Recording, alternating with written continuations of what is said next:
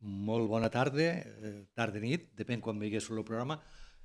Avui parlarem en castellà, perquè la persona que tenim aquí és una persona de Venezuela.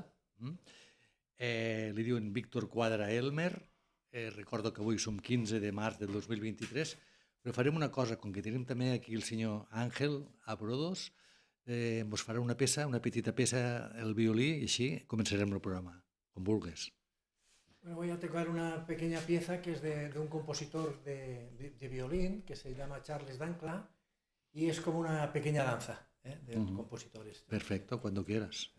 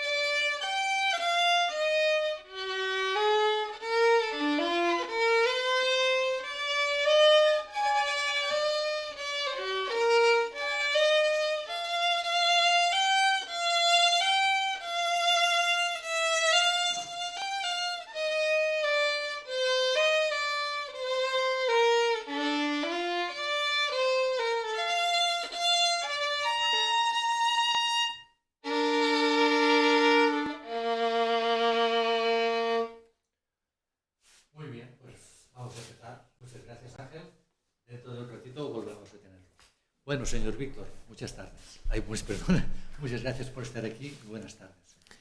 Buenas tardes, don Eusebio, y quisiera comenzar con un reconocimiento sentido a esta oportunidad de tener un parlante, un altavoz a través del cual expresar lo que es la fe cristiana, de la cual yo soy laico activo, pastor en estos últimos años, porque no es frecuente que los medios de comunicación de alto alcance den cupo a la expresión de la fe, de hombres de fe. Y bueno, ¿qué tal de que justo en un programa llamado Parlem de la vida se me dé la oportunidad de hablar de el autor de la vida, de aquel que amó tanto al mundo que dio a su Hijo único para que todo aquel que en él cree tenga vida eterna? Así que, don Eusebio, Parlem de la vida. Muy bien.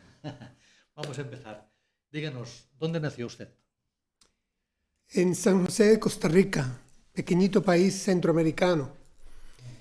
Pero desde muy pequeño mis padres se movieron a Venezuela. Prácticamente he hecho toda mi vida en Venezuela. ¿Qué hizo? ¿Estudió? Porque sé que estudió mucho, bastante, ¿no?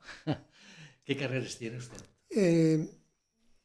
carreras universitarias. universitarias en medicina, Facultad de Ciencias de la Salud, medicina.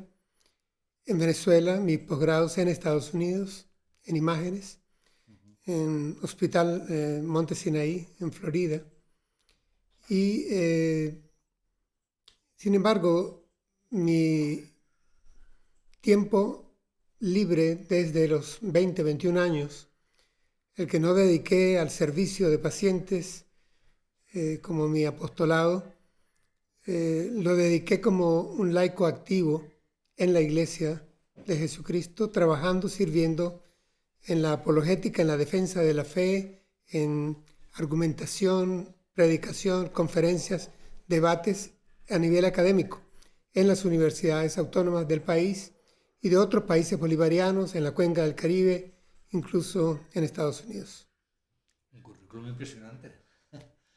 Sí, sí, sin duda alguna. Ejerció de médico allí, ¿no? Sí. Más que nada ejerció de médico, ¿no? Sí, por 45 años estuve trabajando como médico en hospital público, hospital de la sanidad pública, pero también durante ese tiempo hice práctica privada de la profesión, ya especializado en imágenes, y durante ese tiempo también, para no tener ocio, pues me dediqué a ser asesor de movimientos universitarios cristianos evangélicos en América Latina y el Caribe. Fui profesor universitario, alcancé el grado de profesor titular en fisiopatología, ciencias funcionales en la Escuela de Medicina.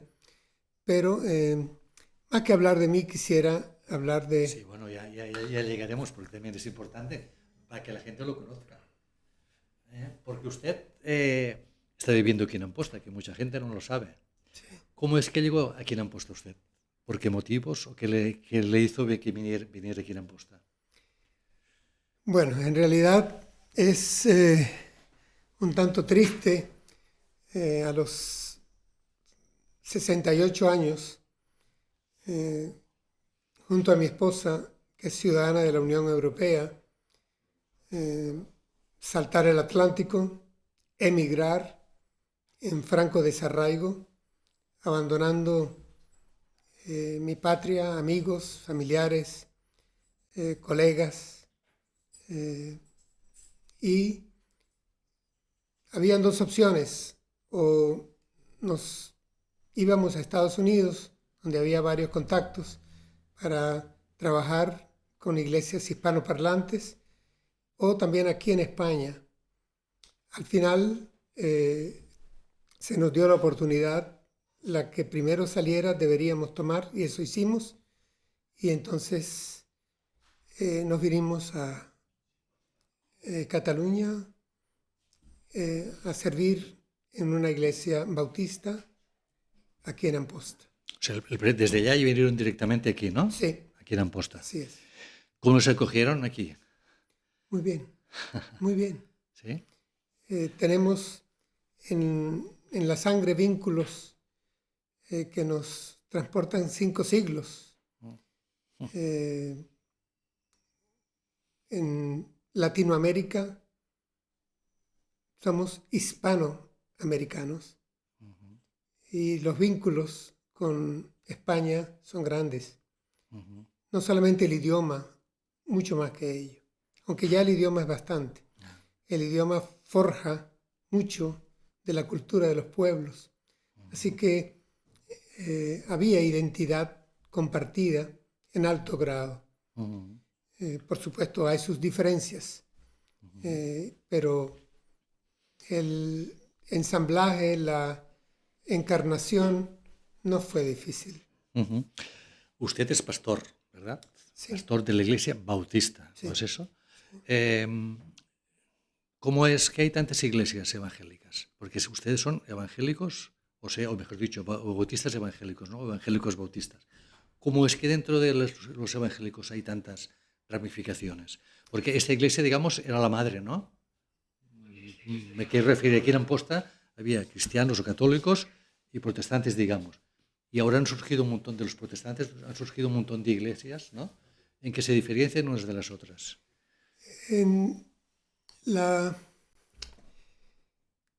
Quizás debamos de diferenciar unidad de uniformidad. No hay uniformidad. Se comparte una base unitaria bastante amplia, ¿no?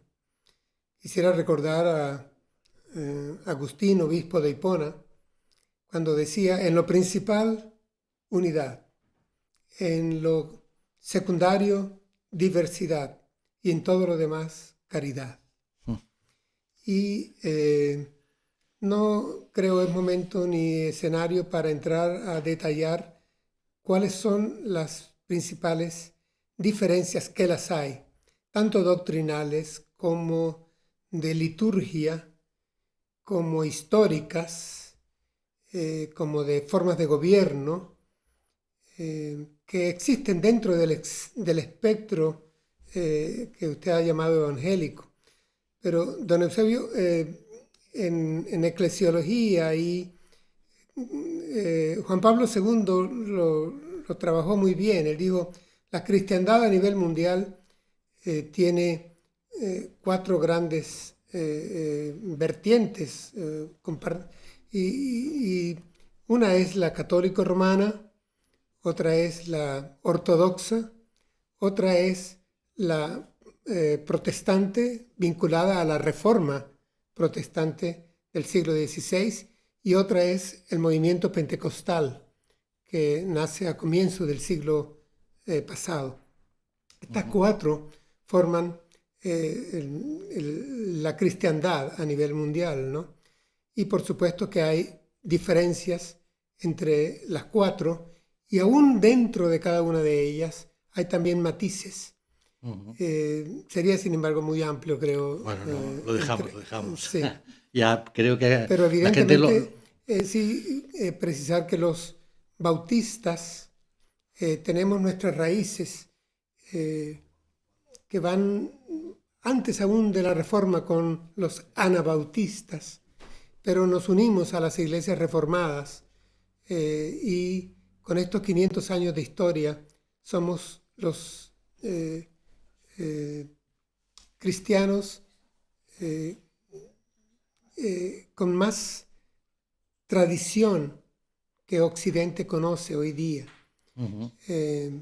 Por supuesto, la Reforma Protestante, eminentemente europea, de centro-norte, del siglo XVI, y de ahí surgen luteranos, anglicanos, presbiterianos, metodistas, bautistas. Nosotros formamos parte del movimiento bautista y los demás son nuestros hermanos de las iglesias reformadas protestantes. Que la intención original fue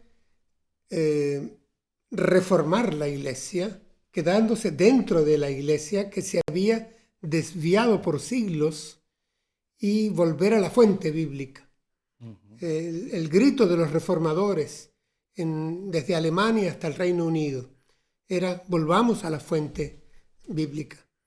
Y se unieron al final con aquellos slogans: solo por fe, solo la Escritura, solo la gracia, solo es Cristo y solo a Dios la gloria. Esto compartieron como una unidad enorme, ¿no? Y de ahí venimos los bautistas. ¿Por qué se llaman protestantes? Justamente creo que me he hecho referencia parcial. Pues porque se protestó contra la desviación que por me he contestado, pero como tenía la pregunta aquí, me he contestado perfectamente, muy bien. Sí. ¿Por qué en muchos países se mata y se persigue a los religiosos si van a ayudar? Si van a ayudar. O sea, siempre van a ayudar, ¿no? Los religiosos. No, no necesariamente. ¿No? Yo creo que la persecución religiosa hoy en día, hay lugares en donde puedes observarse con prisión, con muerte, con pedradas, pero creo que más importante es la persecución que se da desde el sistema, a través de los medios de comunicación, a través de las entidades académicas, ese tipo de marginación, de estigmatización incluso desde la ignorancia, que se da a las confesiones de fe cristianas a nivel mundial, Europa incluida y España también. Como un solo ejemplo le puedo mencionar, hemos aprobado una cantidad de leyes recientemente a nivel de Parlamento, en donde hubiera sido interesante oír la voz de los cristianos, de los líderes cristianos.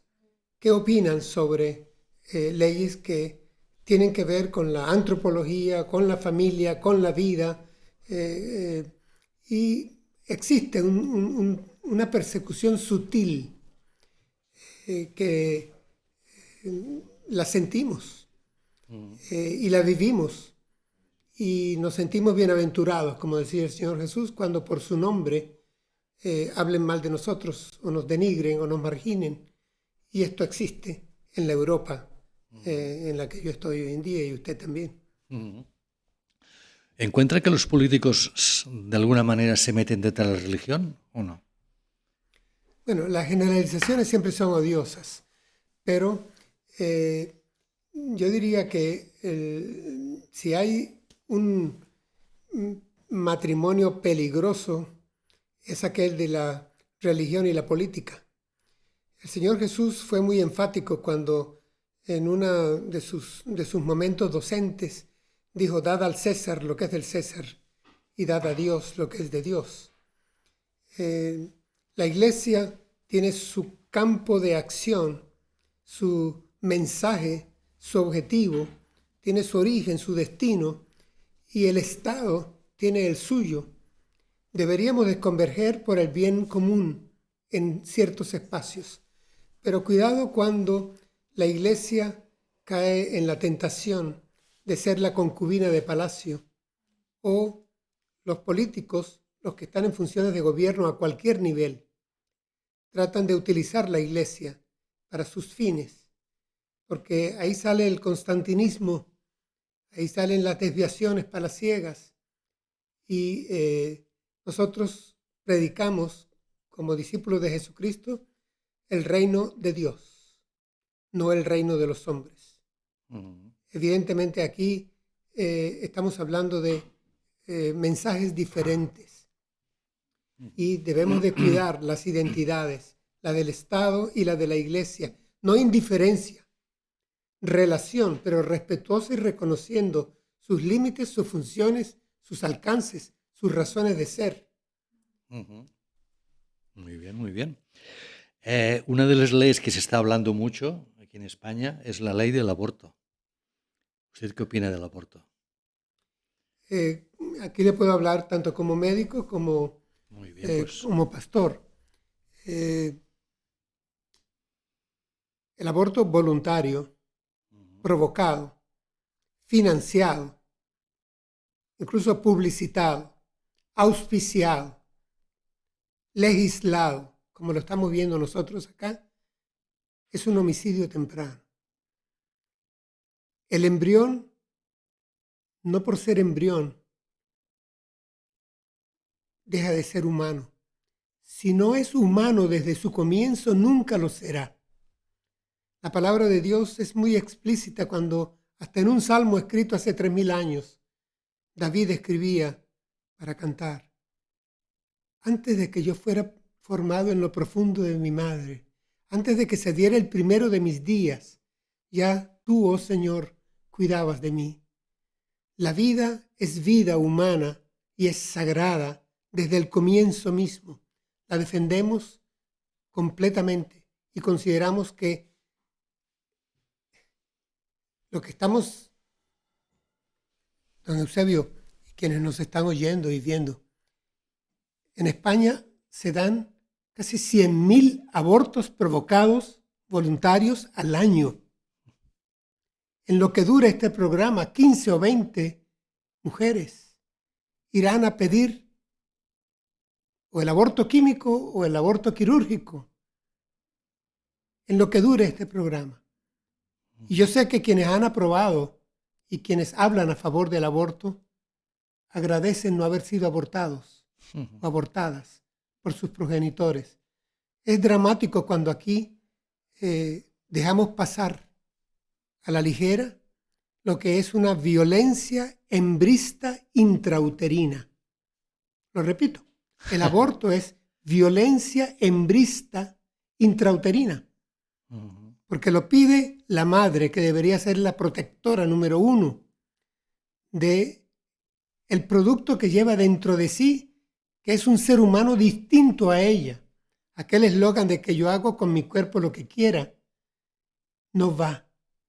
Porque lo que llevas dentro, mujer, de la edad que fueres, en tu fertilidad, lo que has concebido es un ser humano con un genoma distinto al tuyo, que tiene un corazón que late, que no es el tuyo, que tiene huellas digitales que no son las tuyas, tiene identidad, es irrepetible, es único. 8.000 millones de hombres y mujeres pueblan el planeta Tierra. Ninguno es idéntico a otro. Y los 100.000 que se aborten este año, cada uno de ellos es un proyecto vital único que jamás volverá a ser. Para nosotros, la defensa de la vida comienza desde ahí. Es interesante que el juramento hipocrático lo consideraba así desde tiempos de la Grecia antigua. Esto ha cambiado y ahora el piso se ha movido. Y como médico, en casos de malformaciones, por ejemplo, ¿qué me diría? ¿Lo mismo? No, pero lo que sí no quiero es que nos salgamos por la puerta trasera, que es minúscula, ¿no? Que huyamos por la derecha como Tom y Jerry por aquella puertecita, porque si vamos a buscar las malformaciones inviables, aquellas que no son compatibles con la viabilidad posterior una vez que salga el feto fuera de su cuna uterina, evidentemente ahí no hay posibilidad de vida, y entonces tampoco de vida humana. La vida humana está íntimamente relacionada con el sistema nervioso central, con el cerebro, porque ahí es donde se va a dar la identidad. Pero malformaciones, violaciones también, por ejemplo. Vamos, seguimos tomando la minúscula excusa para no reconocer que la casi totalidad de los abortos provocados no son provocados y voluntarios porque haya malformaciones gigantescas, inviables, o porque haya habido una violación, que sabemos por las estadísticas cuán extraño es que una violación produzca gestación, produzca embarazo. Las violaciones que producen embarazo son aquellas que son reiteradas, continuadas, porque la mujer es fértil apenas unas 36 horas durante todo un mes, y que se produzca la violación y coincida, y además de ello se dé la gestación en el momento en que el óvulo ha sido soltado a nivel del ovario y se encuentra en trompa de falopio y el espermatozoide le consiga y se encuentre. Es decir, esto no es estadísticamente considerable. Esto está más allá de las dos desviaciones estándar. Se sale de la campana de Gauss. Es decir, no es para considerar, es una excusa. En el fondo, la mayoría, gran mayoría de los abortos son voluntarios porque no se quiere ser madre, porque no se quiere tener esa responsabilidad. Y se dice, soy responsable de mi cuerpo. ¿Por qué no lo fuiste anoche cuando tuviste la relación? Ahí no fuiste responsable, fuiste irresponsable. Pero ahora sí reclamas responsabilidad. No. Mire. Es un tema muy complicado. Bueno, complicado por todas las argumentaciones falsas que se esgrimen y por el grueso de la verdad que no se puede rebatir. Pero es muy simple. Abortar es matar. Uno de los 10 mandamientos me lo recuerda. No matarás. Por descontado. Hablemos de los jóvenes, o los adolescentes, mejor dicho. Cada vez más quieren probarlo todo antes. Aquí vengo también a esto, que quizás también se produzcan más abortos por esto, porque de niños ya lo quieren probar todo. Esto antes era prácticamente imposible, ¿no? ¿Usted ¿cómo cree que esto se podría detener? Porque claro, es difícil. Bueno, más aún cuando se considera que esto forma parte del progreso. Más aún cuando desde el alto gobierno, desde los ministerios, algunos de ellos, el gabinete, mayoría parlamentaria, mayoría de medios de comunicación lo promocionan. Se considera que la edad sexual activa comienza a practicarse a nivel de institutos a los 13 años. Hasta hace apenas menos de una década eran los 16 años. Sin embargo, se me dispensa la píldora abortiva para que me produzca una hemorragia temprana. No importa si tengo 16 o 17 años, pero no se me permite ir a comprar tabaco. Sí. Bueno, esta es una sociedad hipócrita, enferma. Sí, bastante, bastante. No se me permite conducir un coche hasta que no tenga los 18 años, o tal vez con un acompañante en los 16. Es más, no se me permite una visita a un museo si no tengo una carta firmada por mis representantes para que yo vaya con todo el curso del instituto a visitar ese salón de arte. Tengo que llevar una carta, pero ahora puedo ir a un instituto de salud, paradójicamente de salud, de vida, y pedir que se me provoque un aborto.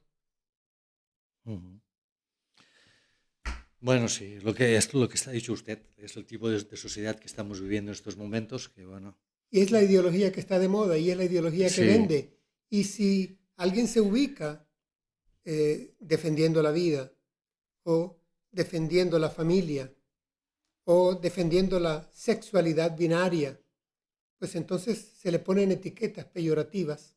Y esto se hace, insisto, don Eusebio y quienes me están oyendo, quien controla los medios controla las mentes.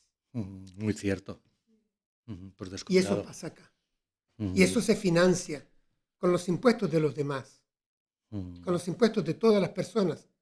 Se financia ese tipo de campaña. Se subsidian las grandes televisoras. Sí, sí, porque las hay que están no a favor, más que a favor, porque están inculcando todos los días y bueno, te explican cosas que no caldría explicar. Pasamos a otro tema, pero ligado a esto. Los jóvenes se meten, bueno, lo que hablamos antes, ¿no? Pronto empiezan a fumar, a probar la droga.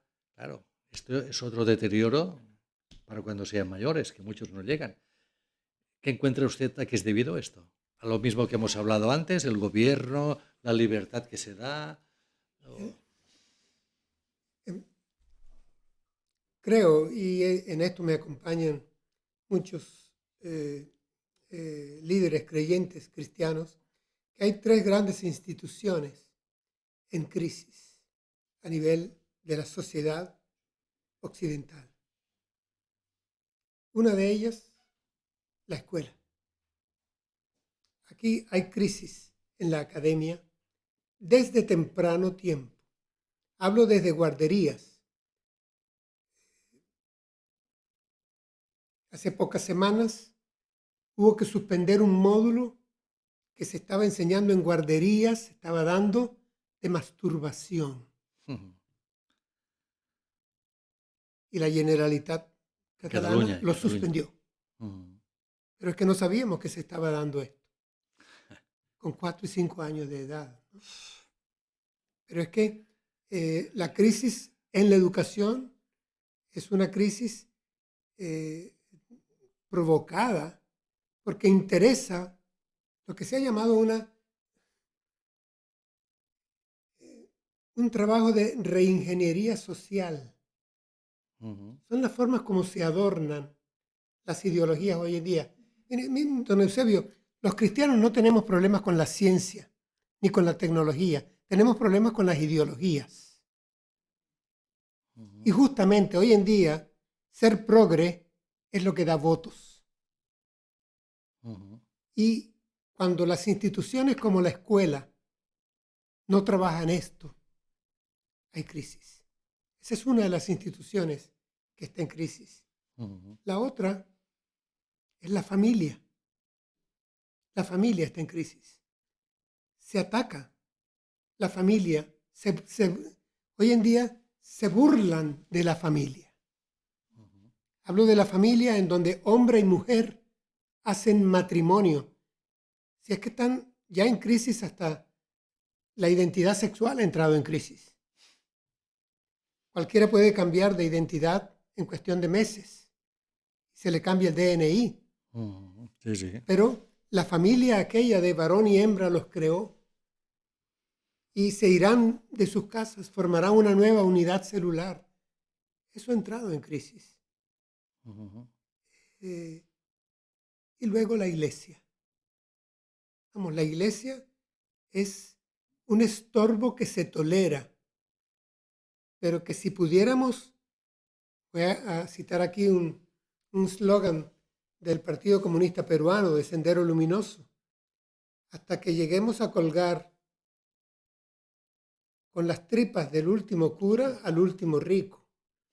Vamos, esto suena extremista, sí, pero Bastante. corre por las sangres de algunas confesiones de fe política y no lo confiesan como tal. Pero la religión se ve como opio del pueblo, aunque esto sea decimonónico. Vamos, el superhombre no vino, no llegó. Y la muerte de Dios se predicó. Dios ha muerto, que vive el superhombre. Pero esto no ha sucedido. Tenemos una guerra a 6 horas de avión de aquí. Pero es que tenemos otras en otros lugares, ya nos acostumbramos a ello. Sí, muy bien. Vamos, la maldad campea, pero no se habla de maldad. La religión se sacó de las escuelas. Se le marginó. Pero es que se ha sacado de la vida ciudadana. Se le dan, ¿qué? 20 minutos, media hora en una televisora oficial. ¿Han visto ustedes algún líder religioso, algún imán o algún sacerdote, algún pastor protestante, en la televisión, en algún debate? ¿Por qué se evita el debate? ¿No les interesa? Bueno, tenemos 3 instituciones que yo creo son claves: la familia, la iglesia y la escuela. Las 3 las pongo en crisis. Pero peor aún es que en el fondo, como mar de fondo y por debajo, corre, insisto, lo que se ha llamado la ideología progre. Ya hoy en día, hablar del siglo XXI, se considera que el que sea creyente lleva un estigma que debe de avergonzarse, ¿no? Está en vías de extinción. Ni siquiera se dice creyente en qué, porque ahora ya hay creyentes que todavía siguen pagando para que les suelten las cartas del tarot. O hay creyentes en el cristal de cuarzo. O hay creyentes en la energía cósmica, casi que parecen fans de la Guerra de las Galaxias, ¿no? Que la fuerza te acompañe, ¿no? Es decir, hay creyentes en una cantante, hay creyentes que son Maradona, en Maradona mismo, ¿no? Bueno, y hay creyentes que son fan de un político por el cual darían la vida o por el cual se pelean. Hay creyentes que llenan un estadio y pagan lo que fuere de un ídolo por el fútbol o por cualquier otro deporte. Vamos, y por último, lo más frecuente, hay creyentes en el espejo. Es decir, el ego, el yo, esa sinfonía en yo mayor que se aupa para que continúe tocando, en donde yo primero, yo después y yo de tercero, y si me queda algo, vas tú. ¿Verdad? Muy cierto, muy cierto. Hoy en día ir a la iglesia, bueno, un caso que conozco, un chico joven que iba a la iglesia, ¿no? Y los amigos le decían, tú eres tonto de ir aquí, pero es tonto de ir a la iglesia. O sea que los amigos mismos le llamaban tonto. Sí. Y me comentó esto, digo, bueno, ¿y tonto por qué? ¿Y tonto por qué? ¿Por qué no vienen ellos contigo? Escuchan por lo menos una vez y entonces sacan las conclusiones. Oh, no, es que no quieren ir, no han tomado la comunión. Dice, bautizarse si los bautizarán los padres, pero después ya se han deshecho totalmente de la iglesia. Y le llaman tonto esto porque quiere ir, porque le gusta, ¿entiendes? Me quiero referir con esto que muchos jóvenes también, claro, se dejan llevar por los amigos y aunque si haya uno que le gusta, pero oye, ¿qué me dirán los amigos? ¿Qué me van a decir? ¿Me van a llamar tonto? Porque este chico que te digo yo, textualmente lo llamaron tonto. Dice, tú eres tonto de ir a la iglesia. ¿Tonto Sí, por qué? pero también estamos en una sociedad que compra eslogans y Sí, una ¿no? sociedad eminentemente prejuiciada.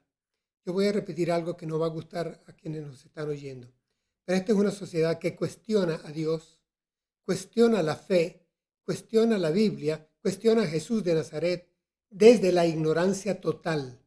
Y los llamo así, son ignorantes. No han abierto la Biblia, no la han leído, no han asistido ni siquiera a un culto formal para ver qué se predica desde un púlpito. Si les pido que me digan 5 frases de Jesús de Nazaret, el que partió la historia en 2, porque tienen que firmar hoy que están en el 2023, después de Cristo. Que me digan 5 frases de Jesús de Nazaret, no pasan de una y maldicha mezclada en un sincretismo con algún refrán popular. Son ignorantes de la fe, ignorantes de la doctrina, ignorantes de la palabra de Dios, así llamamos a la Biblia, porque lo es, ignorantes de Jesús de Nazaret, y por lo tanto evitan el debate y la conversación. Don Eusebio, si usted quiere arruinar una reunión familiar, una reunión con tertulios, una reunión fraternal, una reunión agradable, mencione la palabra Dios y se acabó la reunión. Mencione la palabra fe y se acabó la reunión. Mencione usted la palabra Jesús. Diga que usted es creyente en Cristo Jesús para que vea que le van a mirar como si tiene un virus altamente contagioso, o si usted está anquilosado en Edad Media, o si usted es un facha. Es decir, le van a poner 3, 4 epítetos a cual más denigrantes todos. Y si no se lo dicen por amor, amistad, fraternidad. Pero que lo piensan, lo piensan. Y dicen, este se quedó anclado en el pasado. ¿Y desde qué punto? ¿Desde qué trinchera me dices tú esto? ¿Por qué no vamos a discutir? Vamos al debate. Pero es que no se acepta el debate. No interesa. Pero es que no interesa porque lo pierden. Bueno, también hablando de esto, me pregunto, casi lo ha contestado usted ya, ¿no? Se están perdiendo los valores, la palabra, la confianza. Antes se puede confiar en una persona, ahora prácticamente no se puede confiar. Hay pocos en los que se puede confiar. ¿A qué es debido esto? ¿Usted a qué lo atribuiría esto? A la pérdida de valores en general, digamos. A que se quiere crear una nueva sociedad diferente. El individualismo es enorme. El relativismo aún mayor. Don Eusebio, cuando usted dice ahora, hoy en día, que esto es verdad, el otro le dirá, esa es tu verdad, la mía es esta. Esto es la razón. Ya la razón entró en crisis. Por eso se dice que estamos viviendo tiempos de posmodernidad. Porque parece que no hay nada más equitativamente distribuido en el mundo que la razón. Todo el mundo tiene razón. Cada uno tiene su razón. Y esa vale para ti, esta vale para mí. Y lo que se predica es, mientras tú no me hagas daño a mí ni al otro, vive lo que te da la gana, haz lo que te... Pero eso es falso. Si tú vivieras en una montaña y fueras un monje tibetano, haz lo que te dé la gana, que ahí te va el Himalaya, es lo que tienes alrededor. Pero si tú vives en la polis, en la ciudad, y haces lo que te gusta, lo que te da la gana, lo que tú consideras que es preferible para tu bien, vas a afectar de una u otra manera al que está a tu lado. Porque vivimos en conexión. No somos ermitaños en una cueva. Es decir, no, estamos viviendo y cada vez más interrelacionados por los medios de comunicación. Aunque a veces pareciera que son medios de incomunicación. Saltamos haciendo preguntas así variadas, ¿no? Sí, de un tema nos vamos a otros. Vamos. De la Biblia, digamos, cristiana o católica a la Biblia protestante, ¿qué diferencias hay? Debe haber muchas, ¿no? Supongo. No, al contrario, ¿No? casi ninguna. ¿Sí? Sí, casi ninguna. La Biblia tiene 2 grandes partes, el llamado Antiguo Testamento y luego el llamado Nuevo Testamento. El Antiguo Testamento tiene todo lo concerniente a Israel, cómo nace el pueblo de Israel a partir de Abraham, Isaac y Jacob, hasta el último de sus profetas, 400 años antes de Cristo, Malaquías. El Nuevo Testamento comienza con el advenimiento de Jesús en el seno de la Virgen María y naciendo en Belén. A partir de ahí, su ministerio y luego las cartas de los apóstoles. Ese es el Nuevo Testamento. Son los 2 grandes bloques de la Biblia. ¿Qué diferencia hay entre una y otra? La Biblia católica tiene en el Antiguo Testamento 8 libros de historia, de esta sabiduría, está los Macabeos 1 y 2, está Tobías, Eclesiástico. Son libros de escasa doctrina, son libros que los protestantes no incluimos en nuestra Biblia porque los judíos, que son nuestros mejores bibliotecarios, no los reconocen tampoco en su Biblia hebrea. Y no los reconocen porque afirman que hay errores en ellos. La segunda razón por la que no los reconocemos nosotros es porque ni Jesús ni los apóstoles nunca se refirieron a ellos, no los citaron a ninguno de estos libros. Pero la primera de ellos es porque los propios judíos, que la conocen muy bien, la llamada Tanaj, que va desde el Génesis hasta Malaquías, consideran que estos libros no están, no califican para estar dentro del canon de la Biblia hebraica. Por eso no los aceptamos. Y nos llama la atención que Jesús tampoco los cita, nunca cita a ninguno de ellos. Y los apóstoles que escriben las cartas doctrinales en el Nuevo Testamento tampoco los citan. Entonces, por esa razón, pero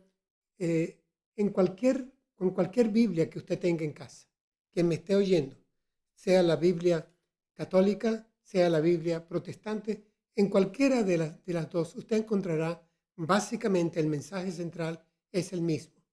Dios, el creador, sustentador del universo, Dios y Padre de nuestro Señor Jesucristo, es un Dios de amor, de justicia, que quiere rescatar lo que se ha perdido, ha enviado a su Hijo Jesús para que muera en la cruz del Calvario, para que resucite de entre los muertos, para que ascienda a los cielos, para que interceda por nosotros, para darnos salvación y vida eterna. Esto lo tiene la Biblia católica romana. Hay una que me gusta mucho, que es la Biblia de Jerusalén. Yo la tengo en mi biblioteca y la consulto con frecuencia. Y lo tienen también, por supuesto, las Biblias reformadas, las Biblias protestantes. Y, por ejemplo, no sé, se me ocurre ahora, ¿usted podría, digamos, predicar con la Biblia católica? Sí. Sí, se puede, porque es lo mismo, ¿no? Menos Totalmente. Quitando esto, quitando estos 8 libros. Lo demás es todo lo mismo. Vamos, uno de estos libros, no recuerdo cuál, en su penúltima página pide disculpas por si se ha equivocado en algo. Ahí él mismo el autor se desautoriza, ¿no? Y quita aquello que para nosotros es clave. La Biblia es escrita por hombres, pero es inspirada por el Espíritu Santo de Dios. Por eso la llamamos palabra de Dios, palabra revelada. Y hay ciertas fallas en esos 8 libros, pero hay escasa doctrina. No hay doctrina que nos haga una brecha de separación entre los feligreses católicos y los feligreses protestantes. Otra diferencia, ustedes en los santos tampoco creen, ¿no? Sí, por supuesto. En los santos sí. Sí. O sea, no, lo que no creen son en las figuras, digamos. Nosotros creemos que todo aquel que ha sido apartado por el Señor para servirle, adorarle como el único Dios verdadero, que ha aceptado ser discípulo de Jesús, es santo. La palabra santo significa consagrado, apartado. Entonces nosotros consideramos que todos los fieles, todos los feligreses que han nacido de nuevo por la obra del Espíritu Santo de Dios son santos. Así lo encontramos en la Escritura. Escribe el apóstol Juan: salúdame a todos los santos que se reúnen en tu casa, en una de sus cartas. Pero es que el apóstol Pablo escribe que recojamos ofrendas para ayudar a todos los santos de Jerusalén. Era una iglesia de miles que había en Jerusalén y sus alrededores. En ese sentido, consideramos que santo es todo aquel que, por la gracia de Dios, no porque levite en bondad, no porque no cometa pecado. La Escritura nos dice que todos cometemos pecado. Y el que dice que no tiene pecado ya es mentiroso. El primer pecador. Es el primero. Y entonces, no es por mérito propio, es por gracia de Dios que somos apartados. No porque lo perezcamos. Que ha habido grandes hombres de Dios que han entregado sus vidas literalmente hasta el martirio, mujeres de Dios que igualmente lo han hecho. Lo reconocemos y admiramos sus vidas y las estudiamos, pero por supuesto no los consideramos intercesores. O sea, pero las imágenes no creen, las El imágenes. problema con las imágenes es, y aquí le hablo ya también porque mi especialidad es imagenología. La imagen atrae. Atrae más que 1000 palabras, ¿verdad? Una imagen. Se dice. El problema de las imágenes es que son factura humana que en toda la historia de las religiones ha atraído al hombre y lo ha llevado a la idolatría. Dios es espíritu y a Dios no se le puede representar con cara, con cuerpo, en forma. Y se corre un alto riesgo cuando se facturan en arte imágenes como intermediarias y ante las cuales el individuo se arrodilla en buena fe, pero equivocado, porque termina aterrizando su fe en una imagen. La escritura en esto es delicada. Hay un pasaje en el Antiguo Testamento donde un profeta le advierte al pueblo de Israel. Va el hombre al monte, al campo, tumba un árbol, porque necesita la madera para construir, le da frío, hace con parte de la madera un fuego y con la otra parte de la madera talla una estatua y ante ella se arrodilla. No hagáis esto vosotros. Las imágenes, desgraciadamente, son utilizadas por el maligno para provocar idolatría.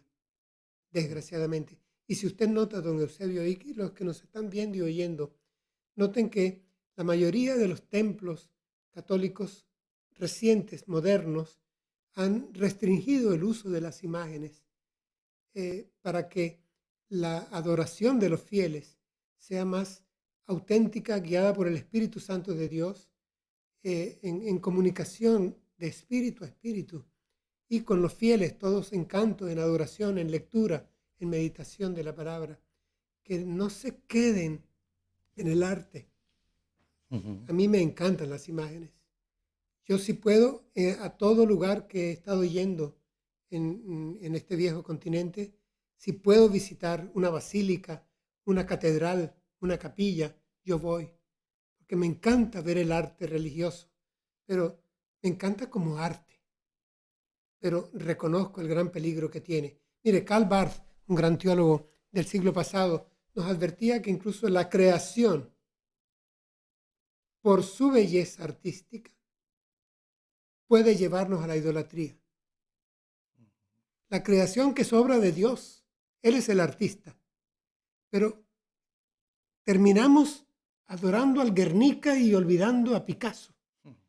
Terminamos adorando a la luna, al rayo, a las 100,000 millones de galaxias y olvidando al Creador, que es el que merece alabanza por siempre. Entonces los hombres han terminado adorando a las criaturas y adoran a hombres y a mujeres y adoraban a animales y adoran a la creación hoy día, ¿no? Yo lo digo porque esto de, quizás yo soy ya de 60 años para arriba, ¿no? Nos enseñaban la imagen de Dios, ¿no? A rezar con la imagen de Dios presente. Mi pregunta es, ¿ustedes cómo lo hacen? ¿Directamente de su espíritu al espíritu de Dios? ¿Lo hacen de esta manera? O sea, no se imaginen nada, ¿no? No, No se imaginan ni una cara ni nada. no. ¿Y pueden concentrarse? ¿Pueden estar allí? ¿Qué? Yo le estoy hablando de Sí. por ejemplo, en el colegio, ¿no? Que te hacían rezar cuando yo era pequeño, ¿no? Ibas aquí al colegio, en España, ¿no? Y primero que nada te hacían rezar todos los días, ¿no? Sí. Estaba la imagen allí, claro, tú mirabas la imagen y rezabas mirando la imagen. Tu mente se hacía ya, no sé, una foto de que Dios era aquello y rezabas aquello. Mi pregunta ahora es esta. Sí. ¿Ustedes cómo lo hacen? La guianza la da el Espíritu Santo de Dios, pero también la palabra de Dios. Y yo quiero aquí reforzar ese refrán tan popular de que una imagen es capaz de lo que 1000 palabras no pueden. ya, Y sí, sí, esto es eso vale cierto. para las palabras de hombres. Pero cuando yo leo la Biblia me guía a la adoración correcta. Y esa palabra sí tiene poder y vida. La palabra que Dios, a través de su Espíritu Santo, me ha dado. Entonces, la palabra me permite guiar mi adoración de manera correcta. La imagen me la distrae. Y me la distrae con una habilidad única. Ya le digo, yo soy admirador del arte. Yo lloré en mi corazón cuando los talibanes derribaron aquel par de estatuas de Buda labradas en la montaña. Porque todas estas imágenes expresan la vocación del sentimiento religioso que hay en el hombre y que no lo hay en los demás animales, y que hoy en día se quiere extirpar, se quiere castrar al hombre de su sentimiento religioso. Y lo que el apóstol Pablo decía es que el problema de estos hombres es que su vocación y su sentimiento religioso no está basado en el conocimiento de Cristo, que es la imagen misma de Dios. ¿Cuál es el problema? Queremos tener la imagen de Dios plasmada en yeso, o plasmada en plástico, o plasmada en un holograma. Dios se hizo carne en un bebé que nació de una virgen llamada María, pero fue histórico, habitó entre nosotros, vivió 33 años, fue carpintero, después fue predicador ambulante, anduvo codeándose con la gente, rodeado, cansado, pidiendo agua, recogiendo espigas, predicando, sanando. Estuvo entre nosotros, pero estuvo hecho carne, no hecho estatua. Muy bien.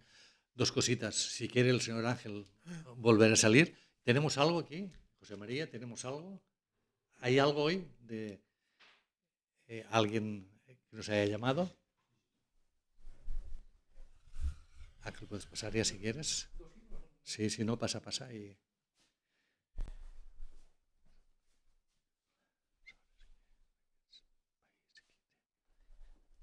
Aquí nos ha llegado algo, però dice, serà la teva opinió, però la sort que tenim és que en aquest país qui té la decisió és la mare i no la iglesia.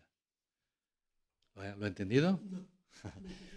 Bueno, aquí dice, a ver, será tu opinión, refiriéndose a usted.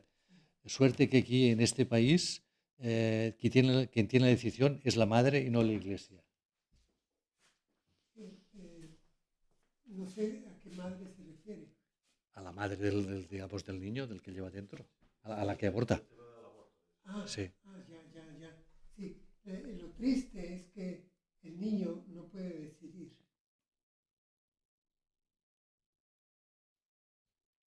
Con esto que te he dicho. Empieza si quieres. No encuentro los derechos del niño, ¿no? Porque se habla de los derechos. ¿Dónde están los derechos del no nacido? Que ya es humano, insisto. Yo no estoy diciendo que el juzgado sea la iglesia. No estoy diciendo. Lo que estoy diciendo es que esta persona que nos puede expresar su opinión, lo puede hacer porque su madre decidió tenerlo, cuidarlo desde el primer día, y luego parirlo y seguirlo cuidando, no abortarlo. Si lo hubiera abortado, no hubiera podido escribir. Exacto, no estaría... Una tristeza grande, ¿no? Ángel, si quieres, ¿qué nos vas a interpretar ahora?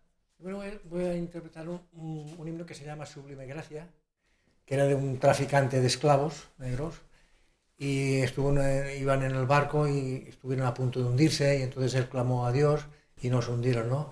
Y entonces este señor, bueno, luego cambió de vida y entonces fue pastor evangélico en Inglaterra y compuso unos 278 más o menos himnos, y este es uno de los que más fama ha cogido, ¿no?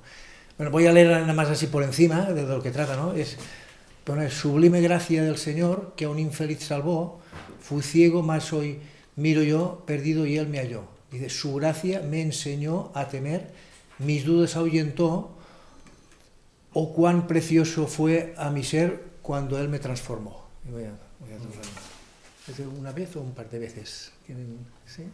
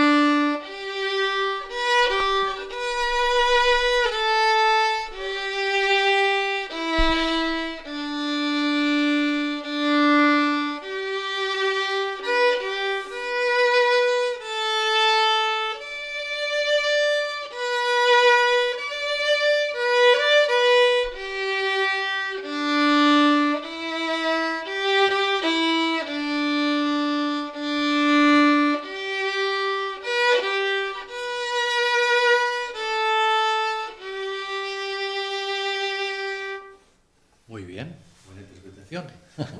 ¿Otro después? Después, ¿O después haremos después el otro. otro? Vale. Se debe perdonar, pero ¿sabemos perdonar las personas? Deberíamos perdonar si nos viéramos en el espejo y supiéramos, deberíamos perdonar si nos viéramos en el espejo o fuéramos suficientemente honestos para saber cuánta maldad hay en cada uno de nosotros y cuánta necesidad de perdón tenemos. El Señor Jesús lo dijo de esta forma, ¿no? Cuando oren así. Y fue con la llamada oración modelo, el Padre Nuestro, tan breve, tan cortita. Y hay un momento donde dice, y perdónanos nuestros pecados, nuestras ofensas, así como nosotros perdonamos a nuestros deudores, a los que nos han hecho igual. Perdonamos y debemos perdonar, porque de esta manera nos liberamos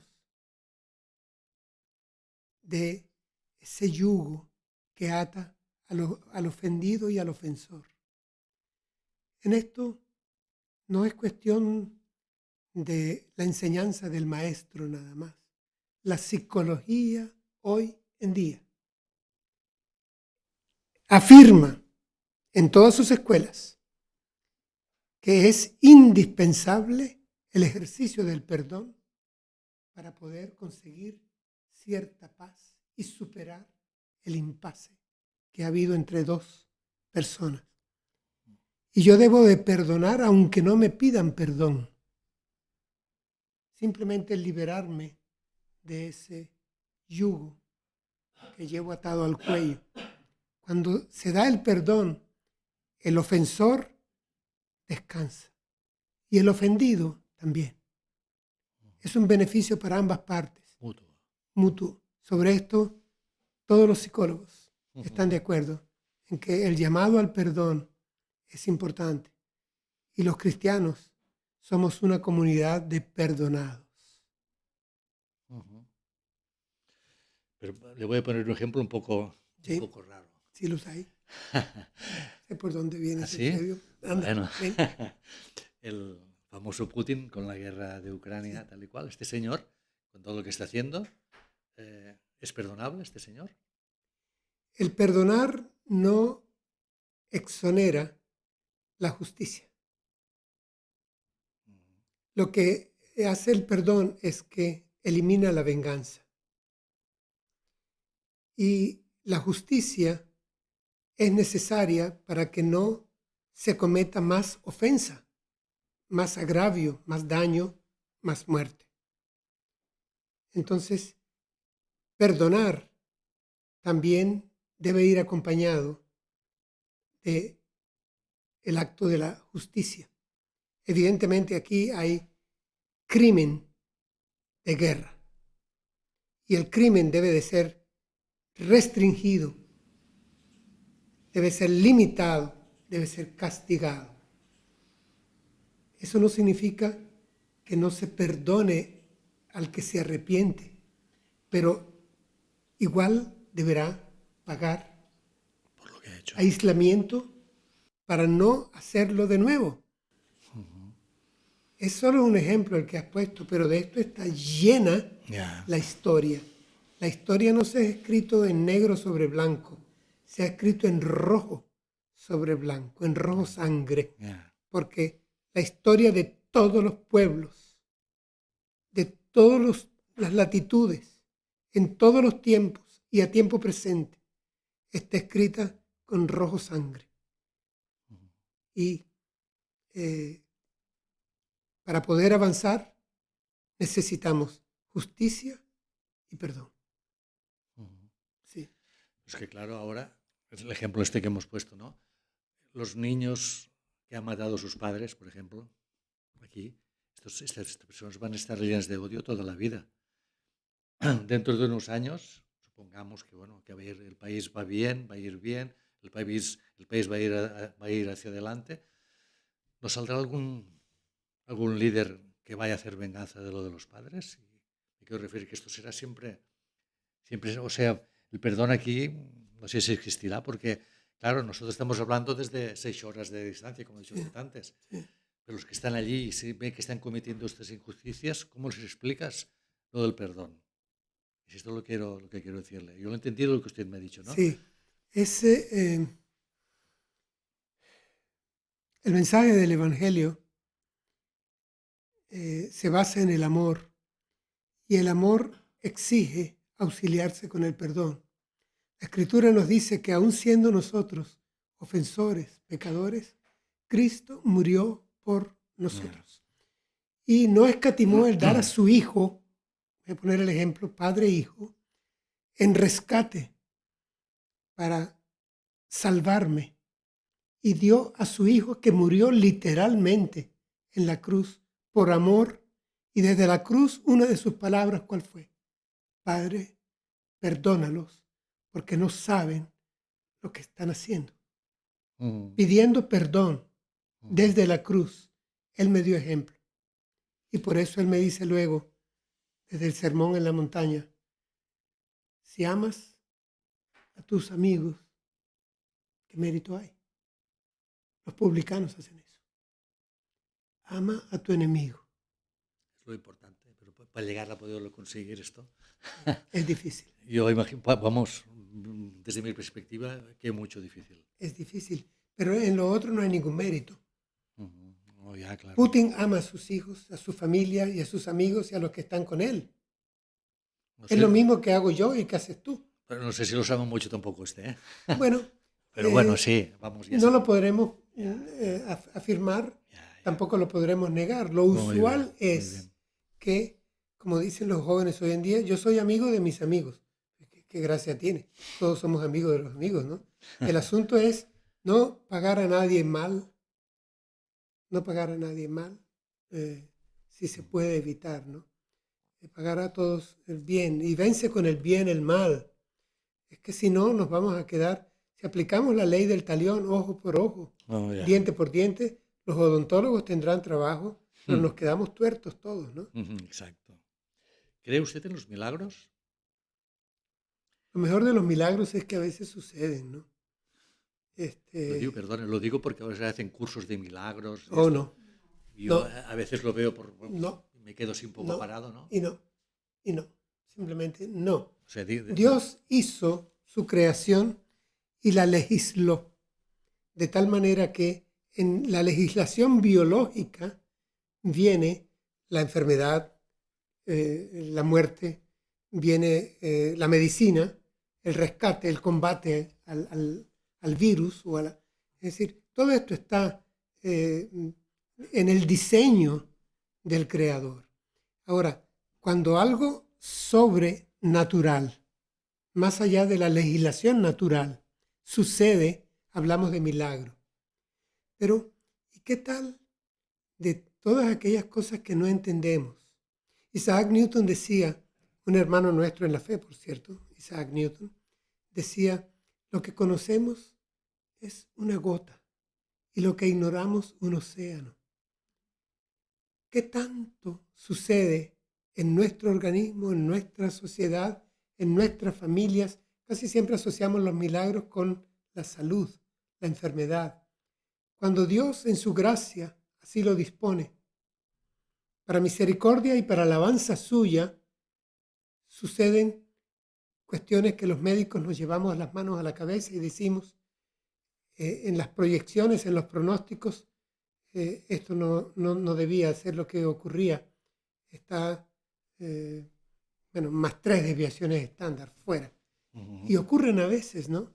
Y también tenemos la promesa de parte de Jesús de Nazaret, del Hijo, al decir, pidan a mi Padre en mi nombre. Y si ustedes que son malos dan buenas cosas a sus hijos, ¿qué tanto mi Padre Celestial lo hará con ustedes, no? Pedid y se os dará, buscad y hallaréis, tocad y se os abrirá. Y sin embargo, Él nos enseñó también al orar. En su oración última en Getsemaní, Padre, si es posible, que no tome yo esta copa amarga. Pero si no es posible, que se haga tu voluntad. Y así debe ser nuestra oración. Dios no es un milagrero de bolsillo.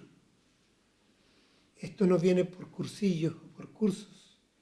Y tampoco es para hacer mercado, ni llenar bancas o llenar estadios con espectáculos que a veces tienen hasta fines económicos detrás. No. Cuando hablamos de los protestantes o evangélicos, siempre pensamos en Martin Luther King. Pero hábleme de más personajes, porque ahora mismo me he mencionado uno, ¿no? ¿Sabes qué? Escribí antes de entrar. Mencionas Martin Luther King. Yo acabo de mencionar Isaac Newton. Hay algo que me llena de cierto regocijo por dentro, y es que formamos parte de un gran pueblo. Los cristianos siempre hemos sido minoría. El Señor Jesús nos llamó pequeña manada, rebaño pequeño. No temáis, a mi Padre le ha placido daros a vosotros el reino. Puerta angosta es, estrecho el camino, pero lleva a la vida eterna. Ancho es el camino, todos entran por ella, la multitud va. Seréis pocos. Es más, nos alertó, cuidado, cuando todos hablen bien de ustedes. Así hicieron fue con los falsos profetas. Es lo que buscan usualmente la mayoría de los líderes políticos, tampoco quiero generalizar. Quieren estadios completos, ¿no? Ahí te mando los voluntarios, devuélveme los mecates. Vamos, buscan los baños de multitudes. El Señor Jesús, cuando veía mucha gente, usualmente se retiraba. Y se retiraba, dice, al monte a orar. O se retiraba con el grupo íntimo a enseñarle a los discípulos, a los apóstoles, enseñarles algo. Pero sí somos parte de un gran pueblo. Y hay algunos nombres que, pensando en quienes nos van a ver y oír, ¿qué tal de mencionar a Johannes Gutenberg? Suena Gutenberg, suena la imprenta. ¿Cómo nos congraciamos con ella 500 años después? O citar a Blaise Pascal, vamos, matemático. Estudiamos de él en los institutos de secundaria, Pascal. Pero, ¿qué tal de citar a Max Planck, padre de la física cuántica, siglo pasado?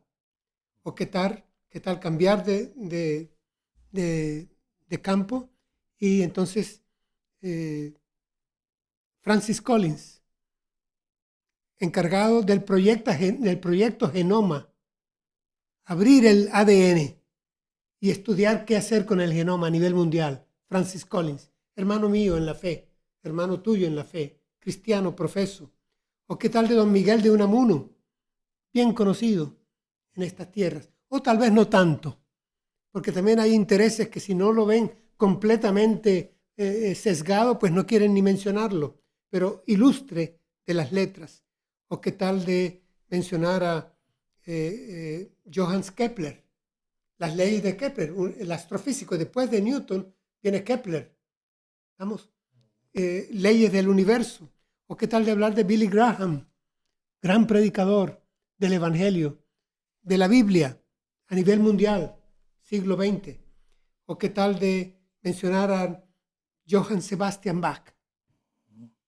En la música, vamos, es el que por muchos años compuso y dirigió la música en Alemania. Hablo de música clásica, que permanece y trasciende las décadas y las escuelas de música. ¿O qué tal de hablar de Agustín de Hipona? Estoy yéndome atrás 1600 años y leerse las confesiones de Agustín. Vamos, no estoy leyendo un monje, estoy leyendo a un hombre con una capacidad reflexiva que ya quisiera oír yo en muchos de estos que llenan horas y horas en sus programas de televisión. ¿Qué tal de hablar de Martín Lutero? ¿Cómo cambió Europa el trabajo de Lutero o de Juan Calvino, contemporáneo suyo? ¿Qué tal de Casiodoro de Reina? Vamos a buscar más cerca acá. Casiodoro de Reina tradujo toda la Biblia del latín, de la Vulgata, y la pasa al castellano antiguo. Casiodoro de Reina, un andaluz. ¿Qué tal de hablar de José Grau? Hablo de un catalán, un teólogo, eminente teólogo catalán. O de Francisco La Cueva, de aquí mismo, de Tarragona, reconocido, búsquenlo en internet, como su interlineal griego, castellano, griego, español del Nuevo Testamento es considerado libro de texto en toda Iberoamérica y también aquí en la España. ¿Qué tal? Mira, ¿llenarme de qué? Mira, simplemente de un orgullo sano.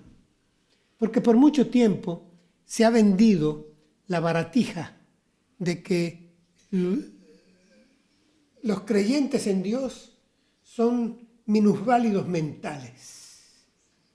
Que esto es una, Nietzsche lo levantó, ¿no? Religión de débiles. Bueno, eso se lo compró el generalato alemán, los que le llevaron la campaña a Hitler. Esos se alimentaron de Nietzsche, el que decía Dios ha muerto, que vive el superhombre. Ese es el de Así hablaba Zaratustra. Esos, o compramos el marxismo que fracasó en todo el siglo XX y que compraron los bolcheviques tropicales de Cuba, Venezuela y compañía, ¿no? Marx, porque nos dijo que era el opio del pueblo, porque decía que era una superestructura, que era simplemente producto de lo que la clase dominante quería hacer para adormecer la conciencia liberadora del proletariado. Vamos, medio mundo fue sometido a este régimen y a este experimento socialismo científico, con un fracaso estrepitoso, pero con más de 100 millones de muertos de los que nadie habla en medio mundo. Entonces, decirnos a nosotros, los cristianos, los hombres de fe, que somos unos anquilosados en la Edad Media, que no hemos evolucionado, que vivimos creyendo en mitos, ¿verdad? Vamos a conversarlo, barajéamela más despacio y me gustaría, en alguna oportunidad, si fuera posible, que sostuviéramos algún debate, foro, en donde pudiéramos participar varios ponentes y pudiéramos exponer nuestros puntos de vista, nuestro argumentario, ¿no? Aquí es posible porque aquí al lado mismo hay un salón de actos donde se podría montar. Esto habría que hablar con los técnicos, los profesionales, y ellos porque claro, habría que instalar, para que fuera en directo, instalar las cámaras allí al lado, pero bueno, una cosa que se puede hablar. Que se podría hacer en un futuro. La figura del Papa, ¿qué le parece? Prefiero hablar del papado. Como quiera. El papado es una autoridad suprema, máxima, para la cristiandad católico-romana. Se hace llamar sumo pontífice. La Escritura otorga ese título tan solo a Jesucristo resucitado en el cielo de Dios. Él es nuestro sumo pontífice. no hay para nosotros mayor autoridad en ningún papa que la de ser el obispo de Roma. Pero hasta ahí. No hay infalibilidad. No tiene una autoridad para normar conducta y fe. Ni él, ni el Consejo Cardenalicio, ni el Protectorado de la Fe. Para nosotros la autoridad suprema lo tiene la Sagrada Escritura, la Biblia, la Palabra de Dios. Nada más. Otra cosa, los curas, digamos, bueno, la Iglesia Católica, ¿no? Están, me parece que son 7 o 8 años estudiando, ¿no? En el seminario, para prepararse. Muy buen tiempo. Ustedes, por ejemplo, los pastores, ¿no? ¿Qué hacen? ¿Cómo lo hacen esto? ¿También hacen unos cursos o cómo lo hacen? Sí. Ellos estudian teología, ¿no? Ellos ¿Perdón? son teólogos, ¿no? Por supuesto, claro que sí. Yo admiro la preparación perdón, que exige la Iglesia Católica Romana para poder ordenar a un sacerdote como tal.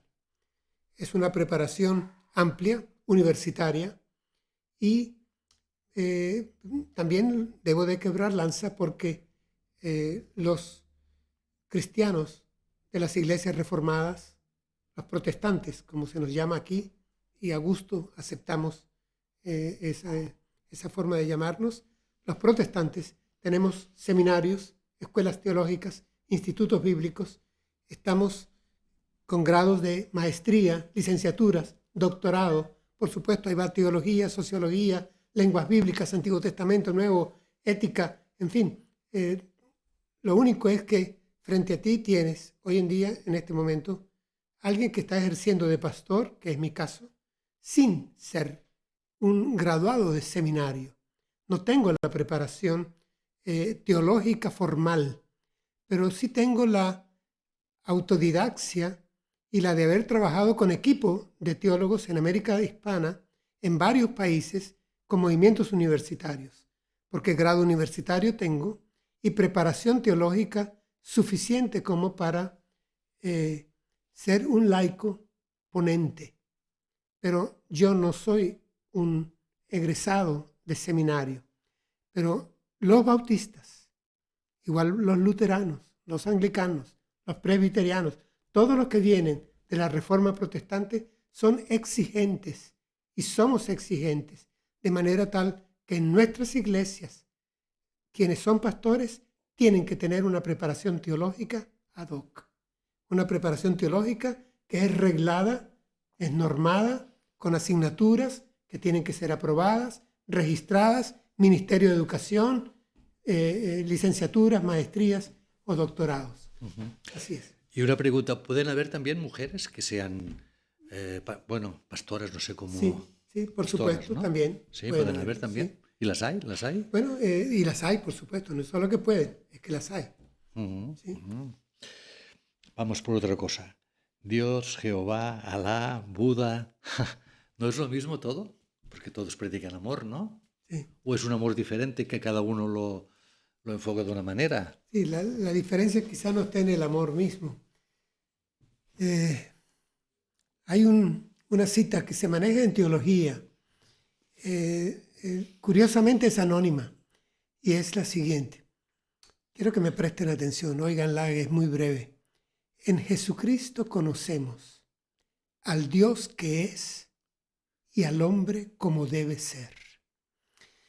¿Cuál es la gran diferencia del Dios y Padre de nuestro Señor Jesucristo? Que este Dios y Padre de nuestro Señor Jesucristo se humanó, se hizo hombre, Dios mismo, en él habitaba toda la plenitud de Dios, en la persona de Jesús de Nazaret. Cuando lo van a matar, los judíos, la noche del juicio, le dice, no te vamos a matar por algo bueno que hayas dicho o hecho. Te vamos a matar porque siendo hombre te haces Dios. Él le dijo a uno de sus apóstoles, Felipe, que le preguntó y le pidió, Señor, muéstranos al Padre y nos basta. Y la respuesta del Señor Jesús, de Jesús de Nazaret, fue, Felipe, llevo 3 años con ustedes y no me has conocido aún. El que me ha visto a mí, ha visto al Padre. La semana siguiente, otro apóstol que estaba ausente en esa reunión, cuando se encuentra con él, se arrodilla frente a él y le dice, Señor mío y Dios mío.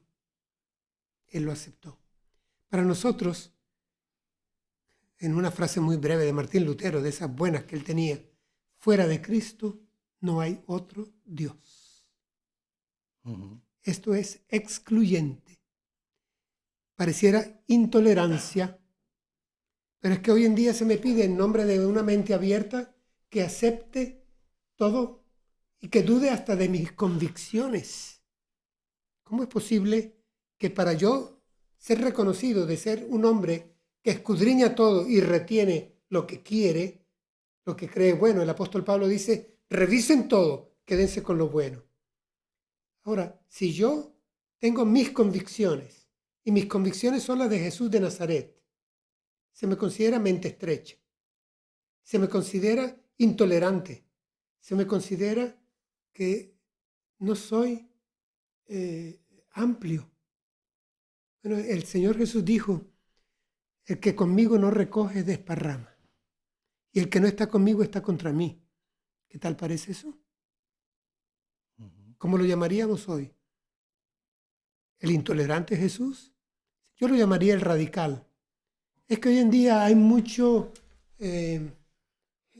pacto de alto nivel. Se reúnen en sitios el patriarca de tal lugar, el alto pontífice, el alto pastor del Concilio Mundial de Iglesias, lo que fuere, y hacen pactos interreligiosos, casi terminan como las Miss Universo para buscar la paz del mundo y que haya...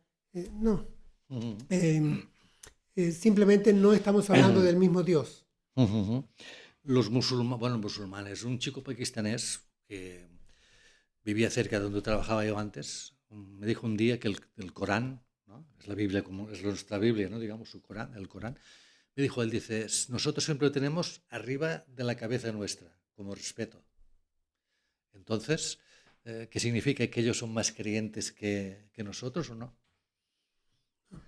Yo respeto lo que ellos hacen. Pero esto, por ejemplo, yo si tengo la Biblia en mi casa, no sé, la tendré normal, ¿no? Sí. Esto de tenerlo por arriba, me dijo, no sé, una cosa que me sorprendió porque no lo ignoraba, ¿no? Y me dice que lo hacían como respeto, ¿no? Sí. Yo respeto lo que ellos hagan, ¿no? Pero creo que la Biblia debe de ser llevada en el corazón, en la mente y en la praxis, por supuesto, en la praxis, ¿no? La Biblia es el verbo. Dios se hizo tinta, pero de tinta tiene que pasar a ser carne. Tenemos que vivirla. Ser hacedores de la palabra y no tan solamente oidores, ¿no? Tenemos que vivirla. Dígame, ¿qué es la muerte para usted? La muerte es te doy la respuesta médica, que la comparto 100%. Usted tiene que dar, ¿no? Por la parte médica o por la parte espiritual. La muerte es el cese irreversible de todas las funciones vitales. Cese irreversible de todas las funciones vitales. La muerte es el final de mi cuerpo físico. Lo bueno es que yo no soy un animal más. No soy un mono ilustrado con lentes. Yo no soy solo cuerpo. Yo también soy espíritu. Y la muerte no termina con mi espíritu. La muerte pone fin a este cuerpo, que se va deteriorando día a día como una tienda de campaña, la compara el apóstol Pablo. Pero dice, dentro de mí mi espíritu se va renovando día a día. Como diría el patriarca Job en uno de los libros más antiguos de la Biblia, el polvo vuelve al polvo y el espíritu que lleva la identidad va a Dios, que fue quien lo dio. Mi espíritu no muere. Mi espíritu va a la presencia de Dios y allá esperará ser dotado de un cuerpo nuevo, cuerpo glorificado. Porque aquí quiero decir algo. Esto creo que me lo expliqué bien también, porque... Pero voy a tratar de decir algo en pocas palabras, que es importante. Se nos endosa a los cristianos que hablamos es de la salvación del alma, de cuestiones etéreas. No. Lo grande de la fe cristiana es que es muy corpórea. Pongo 4 ejemplos enormes. Dios se hizo carne, cuerpo, en Jesús, hijo de María, en la casa de José. Bebé. El Logos se hizo Sark. Encarnación, carne, cuerpo, dimensiones, fechable, datable, en determinado lugar, testigos. Entró en nuestras dimensiones. Soma, se hizo cuerpo. Asume la muerte en la cruz, la muerte de la que acabamos de hablar, la muerte de su cuerpo. Padre, en tus manos encomiendo mi espíritu, porque habrá de experimentar la muerte. Fue sepultado. Y antes de que culminara el tercer día, resucitó su cuerpo. Otro evento somático. Encarnación, crucifixión, resurrección. Luego asciende a los cielos con cuerpo. Y desde ahí vendrá. Y luego la promesa es que mi espíritu, así como comenzamos esta conversación esta tarde, diciendo que Dios es el autor de la vida y es quien me ha dado este cuerpo. Co-creadores mis padres. Me dará un cuerpo nuevo. ¿De qué forma este cuerpo nuevo? ¿Es esto Como lo que- ahora nos parecemos, dice el apóstol Pablo, al primer Adán. Adán significa humanidad. Como ahora llevamos estas características del cuerpo del primer Adán, llevaremos luego el cuerpo parecido al segundo Adán, que es Jesucristo. ¿Parece enredado? No. ¿Cómo será mi cuerpo? Glorificado como el de Cristo. Jesús, después de resucitado, trascendía las leyes normales. En un cuarto cerrado se hizo presente. Pero también les pidió de comer y comió con ellos pescado y miel. Pero también les dijo, voy delante de ustedes a Galilea, y llegó allá primero. Pero es que es el mismo Jesús que había calmado la tempestad, que había calmado el viento. Es el mismo Jesús que había cambiado unos pocos panes y unos pocos peces en suficiente comida para alimentar a 5,000. Es el mismo Jesús que ha resucitado a su amigo por el cual lloró, llamado Lázaro. Es este Jesús que tiene las llaves del imperio de la muerte, el que me asegura, porque yo vivo, vosotros también viviréis. Y el que resucitó de los muertos a Jesús, dándole ese cuerpo espiritual, cuerpo glorificado. En griego, soma neumáticos, es la combinación que se pone en la Escritura. Ese mismo Dios me dará a mí un cuerpo glorificado para vestir mi espíritu. Pero esto nos apartamos de la reencarnación con esto, ¿no? ¿Cómo? Esto no es la reencarnación, ¿no? Por supuesto que no, porque la reencarnación, nos vamos hasta Platón. Y entonces ponemos al alma buscando cuerpos en los cuales aquí nacer y volver a morir. De ninguna manera. Está establecido a los hombres que mueran una sola vez. Y después el juicio. Eso dice la Escritura. Mueran una sola vez. Una sola vez. Este cuerpo vuelve al polvo. Será deshecho. Pero mi identidad va conmigo en mi espíritu. Y va más allá del evento de la muerte. La muerte es una transición a otras dimensiones. Don Eusebio, seguimos creyendo en 3 dimensiones, pero si hablas con un profesor de física cuántica, te dirá que hay 12, o hay 13, o hay 11 dimensiones. Ya no estamos moviéndonos. Es que la física te habla de eternidad, no solo los creyentes en Dios, pero es que la física es la que te habla de que hay otras dimensiones, no en lo que nos estamos nosotros con nuestro sensorio imaginando y viviendo en él, felizmente, no. Por supuesto que la muerte es dolorosa, porque yo termino queriendo mi cuerpo. Mi cuerpo es parte de mi identidad, pero se queda. Ahora, el cuerpo que Dios me dé será reconocible como Víctor Cuadra, porque el Jesús resucitado era reconocible como el Jesús que había muerto en la cruz. Su voz era igual. Cuando María Magdalena lo oye, que él la llama por su nombre, y le dice María, ella lo reconoce. Pero al comienzo lo confundió, es cierto que era de madrugada, y lo confundió con un jardinero. Es este Jesús resucitado quien camina junto a 2 discípulos suyos hacia un pueblito llamado Emaús y va caminando con ellos, no los espanta, no es un espíritu, no es un fantasma, no es un soplo, no es una sensación fría, no es una psicofonía, no. Es un forastero según ellos. Y le pregunta, ¿es que no te has enterado de lo que pasó en Jerusalén? Llegan hasta el pueblito y ahí cuando están comiendo dice que en la forma en que partió el pan lo reconocieron.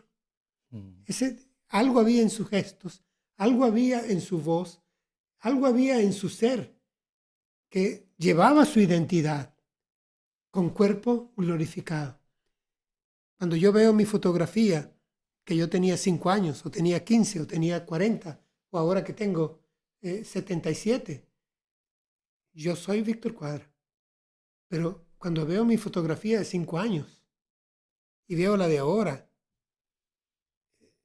mi identidad, sigo siendo Víctor Cuadra. Y sigo queriendo al Víctor Cuadra de los 5 años y al de los 77. Se ha desbaratado la tienda de campaña, pero por dentro mi identidad se ha enriquecido. Y solo será revestida por una identidad que no sea, por un cuerpo que respete mi identidad y que no sea fragmentada por el tiempo, como aquí lo fragmentamos y lo medimos, porque la eternidad no se cronometra. Muy, una explicación Por muy ahí técnica andamos. y enlazo con lo que dice aquí, que dice, tengo que reconocer que los argumentos del señor Cuadra son difíciles de rebatir. Lo son, ¿no? Lo son. Lo que deseo es, lo que desea este programa es compartir. Dígame, vamos a continuar porque si no haremos tarde estos señores, ¿no? ¿Cómo vamos de tiempo? Sí, vamos bien. A ver, ¿por qué la vida es injusta? Porque lo es injusta la vida para muchas personas. Sí. Solamente el simple hecho de nacer aquí, lo tenemos todo, a nacer en sitios donde no hay comida, no hay agua, los niños se tienen que morir. Vamos a hacer respuesta breve en honor al tiempo. La vida es injusta porque los hombres somos injustos. La vida como tal es una entelequia. A mí me gustan las canciones de Alberto Cortés. Gracias a la vida que me ha dado tanto. Pero en la vida, ¿quién me ha dado tanto? Dios y los hombres. La vida como tal no quise ser agresivo con llamarla entelequia, pero es que casi lo es. Sí hay tanta injusticia, tanta maldad, hay que llamarla por su nombre, maldad, porque existe el maligno, porque existe el mal. Lutero decía, a veces me veo ángel y a veces me veo demonio. En mí mismo lucho el bien y el mal, decía el apóstol Pablo. Dice, el bien que quiero hacer no lo hago, el mal que no quiero hacer ese hago. Tengo esa lucha, ¿quién me librará de esto? Es la lucha que tenemos, pero es bueno tenerla y es bueno vencerla. Salir haciendo el bien, haciendo justicia. Una pregunta, una pregunta más que nada, le digo, Sí. la Biblia ha ayudado a mucha gente, por ejemplo, presos que están en las prisiones, gracias a leer la Biblia, después han salido, digamos, y se han arrepentido de todos sus pecados. Siendo una cosa tan importante como es, porque la Biblia en las cárceles mismo, porque no se os obliga, bueno, obligar tampoco, ¿no? Pero se promueve para que los presos la lean y se conviertan en mejores personas, porque esto ha pasado. Yo diría que por la misma razón que se ha sacado de las escuelas. ¿Sería un bien para la sociedad esto? Quienes Sí lo están en hiciera. las cárceles, primero fueron a las guarderías, a educación Eso primaria, también es cierto. a institutos. Y desde allí, vamos, en los Estados Unidos de Norteamérica, un cuerpo de origen protestante, una nación corporativamente protestante federada desde su comienzo. En esa nación, los 10 mandamientos fueron sacados de las aulas hace ya mucho tiempo. Cuando sacamos la fe del corazón del hombre, mira, Fedor Dostoyevsky, hermano mío en la fe, hermano nuestro en la fe, cristiano, premio Nobel ruso, decía, si quitamos a Dios, todo está permitido. Ahora, eso es lo que se está haciendo hoy en nombre del progreso. Un ministro del gabinete de Emmanuel Macron decía, con estos protestantes no se puede dialogar. Ellos dicen que tienen la palabra de Dios. Ya. Sí, hay un problema de diálogo y quienes tienen el poder han decidido marginar. Pero mucha gente, bueno, el poder no lo sé porque no estoy cerca, pero mucha gente también reniega de Dios, blasfema de Dios, pero cuando tiene algo pequeñito, entonces se acuerda de Dios y le pide cosas a Dios, porque gente de esta yo también conozco alguno, ¿no? Entonces, ¿qué pasa? Que o sea, decir que es en Dios es, bueno, casi lo que hemos hablado antes, ¿no? Es o sea, que la gente cree que eres inferior. Sí, un gran teólogo alemán murió joven, víctima del nazismo. Dietrich Bonhoeffer decía, yo no quiero que a Dios lo pongamos en las fronteras, sino en el centro de la vida.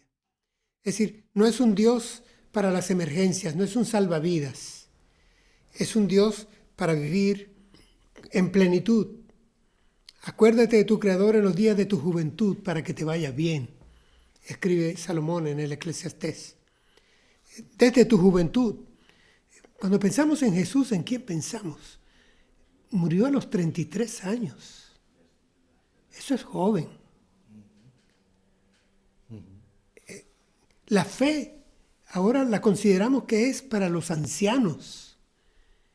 Y consideramos que si un muchacho lleva un crucifijo en el pecho, ese muchacho hay que ponerlo en el psiquiatra. Pero si lleva 3 preservativos en los bolsillos, ese muchacho es progre. Dígame, ¿qué es la felicidad para usted?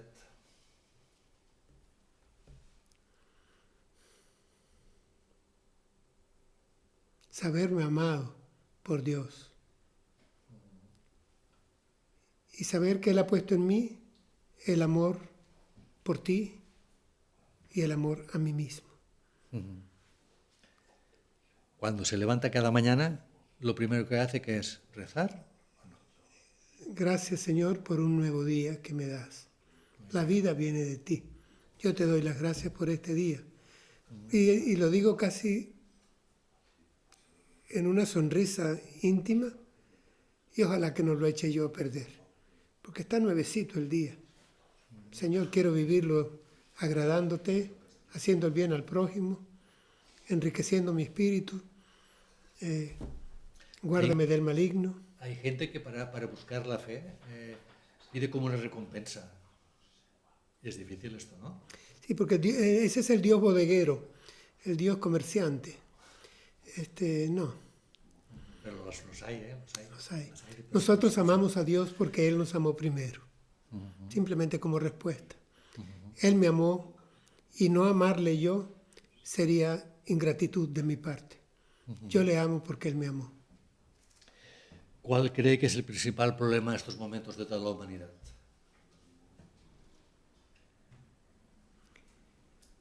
Todos a una han hecho lo mismo, según el profeta, y luego lo ratifica Pablo en una de sus cartas, ¿no? Han rechazado a Dios, al Dios creador, al único Dios, y se han fabricado diosesillos a su imagen y semejanza, han caído en la idolatría. Y aquello de amarás a Dios sobre todas las cosas y a tu prójimo como a ti mismo, lo han invertido. Es la sinfonía en yo mayor. Me amo yo primero, después si me queda algo al prójimo y a Dios ya no. La inversión del amor. Estamos terminando, vamos a terminar prácticamente. ¿Qué es la resurrección corporal? Es la dotación que nuestros espíritus recibirán al final del tiempo de parte de Dios, dándonos cuerpo que vaya acorde con nuestra identidad, con tu identidad, con la mía. Te decía que nuestra fe es una fe muy corpórea, muy concreta, poco abstracta. El Señor Jesús lo demostró en su vida y Él aseguró: el que en mí cree, aunque muera, vivirá. Yo le resucitaré en el día postrero. Y así como llevamos ahora la imagen del terrenal, llevaremos un día la imagen del celestial. Lo tenemos en el credo que rezamos. Creo en la resurrección de la carne, o creo en la resurrección de los muertos. La resurrección es que nuestros espíritus, que al morir pasan a la presencia de Dios, esperan.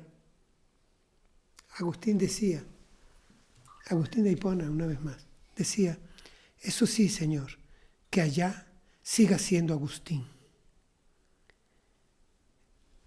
Que el cuerpo que me des sea un cuerpo acorde al que yo quise y con el cual yo viví y yo fui. Yo soy cuerpo. Y como este cuerpo se deteriora, yo espero, y no hay ningún proyecto de vida superior al del cristianismo. Cielo nuevo y tierra nueva, cuerpo nuevo, ahí no habrá más llanto, ni lamento, ni enfermedad, ni dolor, porque Dios estará presente. Todo lo pasado, pasado será. He aquí todo es hecho nuevo. Es la novedad radical de todos los espacios creados. Y será la novedad de nuestros cuerpos también. Sí. Bueno, pues por mi parte, si el ángel nos quiere interpretar algo y si usted quiere decirnos algo más, si se le ha quedado algo por Quiero decir. simplemente darte las gracias, dar las gracias al programa, a la estación, al proyecto que ustedes llevan adelante. Insisto, por esta oportunidad muy poco usual que tenemos de expresar, compartir nuestra fe a través de un medio de comunicación. Pues Ángel, si quieres, mientras le decimos aquí al técnico que el señor Cuadra nos ha dicho que si se abría la posibilidad de hacer personas de 3 o 4 religiones diferentes, hacer un... Sí, tenemos proyectado hacer como una mesa redonda, lo que no la haremos redonda porque estará abierta.